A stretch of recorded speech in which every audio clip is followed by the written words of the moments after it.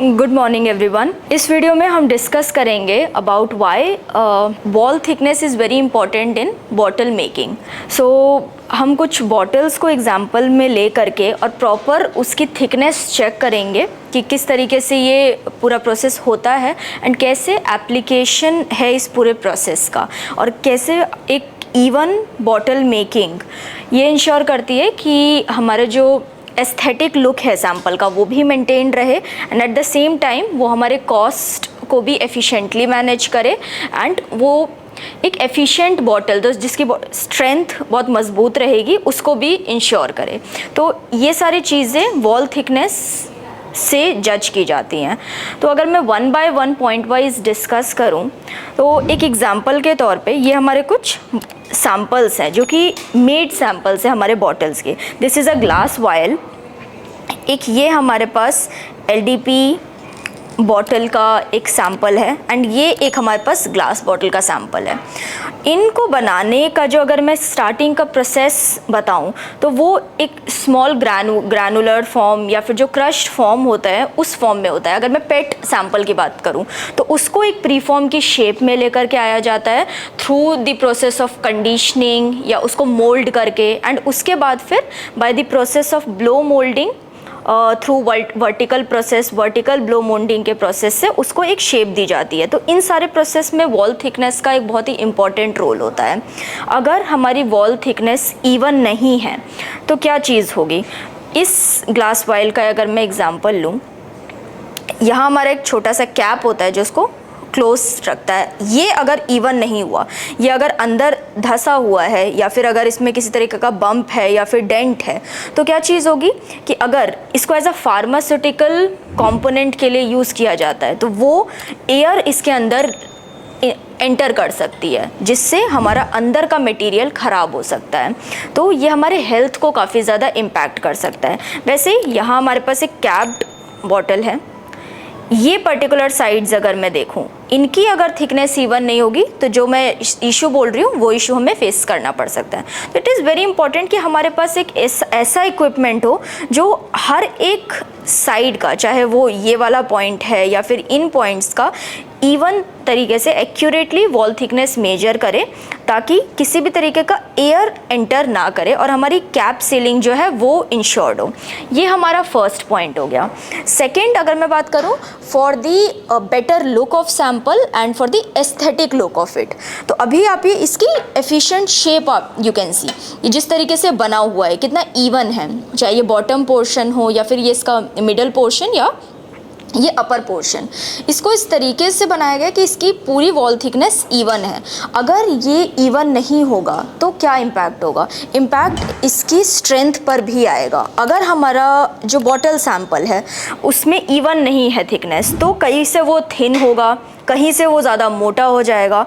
तो इससे क्या होगा, हमारी ना बैलेंस्ड बॉटल शेप मेंटेन होगी। वो कभी भी आपने काफ़ी लो क्वालिटी बॉटल्स की अगर मैं बात करूँ जो इनकी इन्फीरियर क्वालिटी होती है वो कभी भी इस बैलेंस्ड तरीके से खड़े नहीं होते, वो कभी गिर जाते हैं। तो इनके रीजंस ये भी होते हैं कि हमारे प्रोसेस को हमने ठीक तरीके से फॉलो नहीं किया है और वो प्रोसेस ठीक उसको मोल्ड उस तरीके से नहीं किया गया है, और अगर नहीं किया गया तो उनमें से one of the main factor उसका वॉल थिकनेस भी होता है। तो इसीलिए वॉल थिकनेस की क्रिटिकलिटी बहुत ज़्यादा है। एंड इनिशियली स्टेज पे मैंने बात करी अबाउट द कॉस्ट सेविंग। अगर हमारा बॉटल है, फॉर एग्जांपल इसकी मैं बात करूं, मैं कह रही हूं कि इसमें हमारा कुछ वॉल थिकनेस इसका होना चाहिए। अगर हम उससे कम वॉल थिकनेस यूज़ कर रहे हैं और जो इसमें मटेरियल यूज़ होना चाहिए वो यूज़ कर रहे हैं तो इससे क्या होगा, वो थिन रहेगा and at the same time वो बॉटल वीक होगा एंड सो आगे जा कर के इशू ये आएगा कि ये आपके कॉस्ट को भी इम्पैक्ट करेगा और यूज़र भी उसको आगे यूज़ नहीं करेंगे ज़्यादा। तो ये सारी चीज़ें इम्पॉर्टेंट है। एंड अगर दूसरी चीज़ हो गई कि अगर ये हमने ज़्यादा मटेरियल इसमें यूज़ कर लिया और इसको ज़्यादा थिक बना दिया जितना उसकी वॉल थिकनेस की रिक्वायरमेंट ही नहीं थी, तो क्या चीज़ हुई कि हम जो अपना मटेरियल दे रहे हैं उसमें ज़्यादा ऐड कर रहे हैं और ये हमारा वेस्टेज होता है प्रोडक्ट का। ओके, तो ये सारी चीज़ हमें ध्यान रखनी है। मटेरियल वेस्टेज हो गया या फिर अगर हम उसको थिन बना रहे हैं तो वो हमारा वीक कर रहा है सैंपल को, तो ये कहीं ना कहीं हमारे ही प्रोसेस को ख़राब करता है एंड हमारी जो कॉस्ट मेंटेनेंस है उसको भी हैम्पर करता है।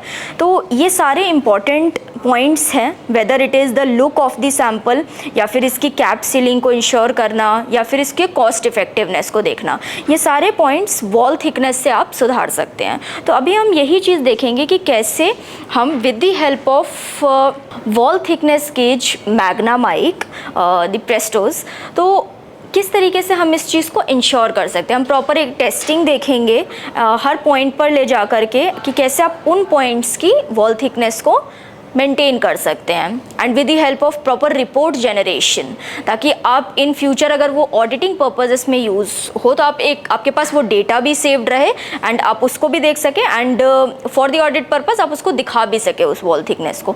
तो this is the importance of data saving, तो वो भी हम चीज़ करके देखेंगे। अब हम इसमें ये देख लेते हैं कि हम वॉल थिकनेस जज कैसे करते हैं। तो टेस्टिंग हम देखेंगे। अभी मैं ये ग्लास वाइल का सैंपल लूँगी एंड इसकी मुझे वॉल थिकनेस जज करनी है। तो द प्रिंसिपल जिस पे ये बेस्ड है that is Hall effect principle, जिसमें हम इलेक्ट्रोमैग्नेटिक मेथड से with the help of this magnetic ball, ये एसएस की बॉल है, इसको हम इसमें डालते हैं सैंपल के अंदर एंड हम उसको प्रोब पर रखते हैं इस तरह से। एंड जिस भी पॉइंट का मुझे थिकनेस मेजर करना है वो मैं ईज़िली इस इक्विपमेंट में मेजर कर पाऊँगी। तो अभी फ़िलहाल मुझे दिखाई दे रहा है इसका थिकनेस। मुझे फॉर एग्ज़ाम्पल जज करना है इस पॉइंट का थिकनेस, तो हमें प्रॉपर इस तरीके से इसको रखना है 1.279। मुझे इस पॉइंट का अगर थिकनेस देखना है तो अब इसका 1.191 है। अब मैं इसको सेव करना अगर चाह रही हूँ तो आइदर यहाँ मेरे पास एक प्रोब के पास एक छोटा बटन है या तो यहाँ मेरे पास सेव है। अब मैं इसको सेव कर सकती हूँ। मैंने एक प्रॉपर प्रोफाइल बना ली है बॉटल के नेम से एंड यहाँ मेरी आईडी है।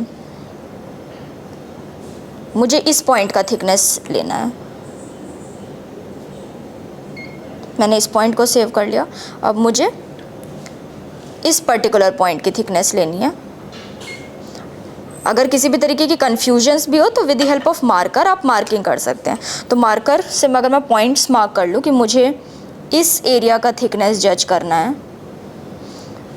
मुझे यहाँ का भी थिकनेस चेक करना है क्योंकि यहाँ वो पार्ट है जहाँ पर मैं कैपिंग करूँगी, तो हम इस एरिया का भी थिकनेस जज कर सकते हैं। मुझे ये मिडल पोर्शन का थिकनेस जज करना है एंड इस पॉइंट का।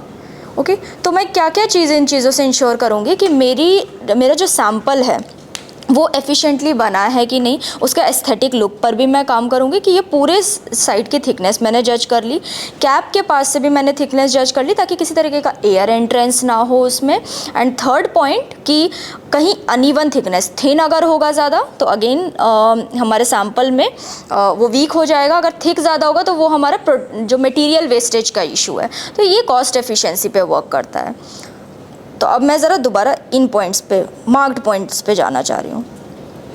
मैंने पॉइंट सेव किया, इसे सेव किया। इस मेथड से हमने ये सारे पॉइंट्स की थिकनेस को जज किया एंड ऐसे ही आप इन पॉइंट्स की भी, जो भी हमारे कैप के पॉइंट्स हैं या पूरे पॉइंट्स को आप की थिकनेस जज कर सकते हो। अब हम इस डेटा को एक्सट्रैक्ट कैसे करेंगे, हम वो चीज़ देख लेते हैं। अब हम इसमें से डेटा एक्सट्रैक्शन करते हैं। तो हम इसका सॉफ्टवेयर ओपन करेंगे ताकि मैं जो भी मैंने डेटा को सेव किया है वो थिकनेस में अपने पास रख सकूं फॉर फ्यूचर पर्पसेस।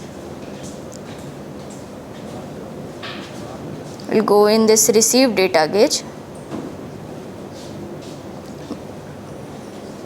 हमारे पास सारा यहाँ डेटा आ गया है।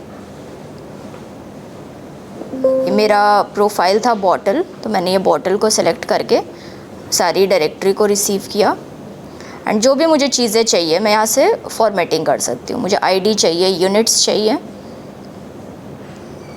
एंड मैं इसको ऐड टू एक्सेल करूँगी।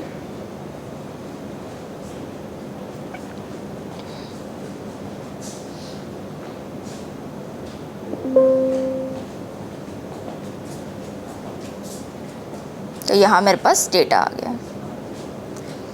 ये मेरा पूरा डेटा है कि मैंने ये 4 पॉइंट्स लिए थे, ये इसके मेजर्ड वैल्यू है, यूनिट इसकी आ गई, you can do in mm और इंचेस, और ये मेरे पूरी फाइल का डिस्क्रिप्शन है। Now this is an Excel file, you can save it in your computer. This is how आप डेटा भी एक्सट्रैक्ट कर सकते हैं। एंड ये पूरा प्रोसेस है जिससे हम अपनी पूरी वॉल थिकनेस को इंश्योर कर सकते हैं. Okay, so thank you so much, and for following these videos you can subscribe to our channel and you can hit the bell icon for the latest updates.